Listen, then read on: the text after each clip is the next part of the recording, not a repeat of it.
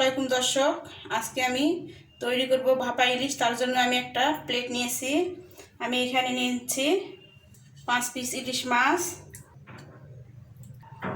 আর আমি এখানে নিয়েছি সাদা সর্ষে, কালো সর্ষে। সাদা সর্ষে নিয়েছি 1 চামচ, কালো সর্ষে নিয়েছি আমি 1.5 চামচ। কারণ শুধু সাদা সর্ষে দিলে অনেক ঝাঁঝালো হয়, এজন্য আমি 2টা সর্ষে মিলে নিয়ে নিছি। আর দিয়ে দিছি 2টা কাঁচা মরিচ আর অল্প একটু লবণ।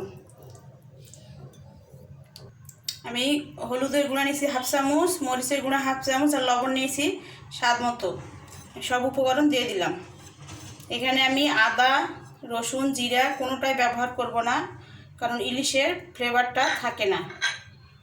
আর দিয়ে দিচ্ছি সরিষার তেল 1/3 কাপ। ভালো করে মেখে নিব। আমি এখন ভালো করে মশলাগুলো ইলিশের গায়ে মেখে দিব।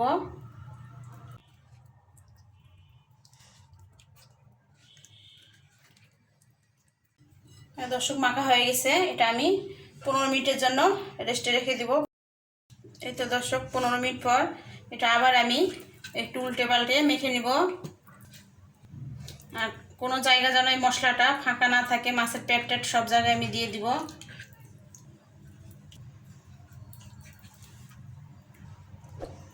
আমার ম্যারিনেট করা হয়ে গেছে। আমি এটা আবার 10 মিনিটের জন্য রেখে দিলাম। 10 মিনিট পর রান্না করব।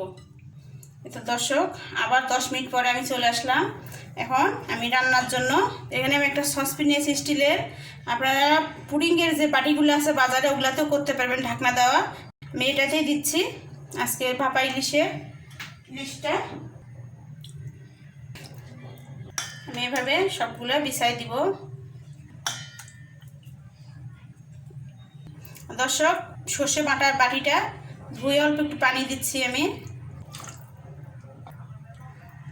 এখন আমি ঢাকনা দিয়ে ঢেকে দিচ্ছি।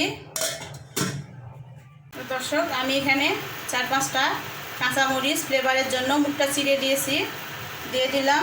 পানি হচ্ছে আমার এই সসপ্যানে নিচু তলায়, একেবারে ডুবুতে না, বেশি পানি দেওয়া যাবে না, সে অনুযায়ী আমি এটা দিয়ে দিলাম। আর চুলাটা থাকবে লো মিডিয়ামে। আমি এখন ঢাকনা দিয়ে দিলাম। এটা আমি 30 মিনিট পর খুলব। দর্শক, 30 মিনিট পর ফিরে এলাম। এই তো হয়ে গেছে, দেখা যাক। এখন চুলা বন্ধ করে দেই। এই তো দর্শক, আমার ভাপা ইলিশ হয়ে গেছে। রান্না হয়েছে বুঝবেন কিভাবে? মাছের উপরে তেল যখন উঠে আসবে তখন বোঝা যাবে রান্নাটা হয়ে গেছে। আমি এখন পরিবেশন করে দেখাচ্ছি দর্শক। এই তো দর্শক, আমার ভাপা ইলিশ রেডি।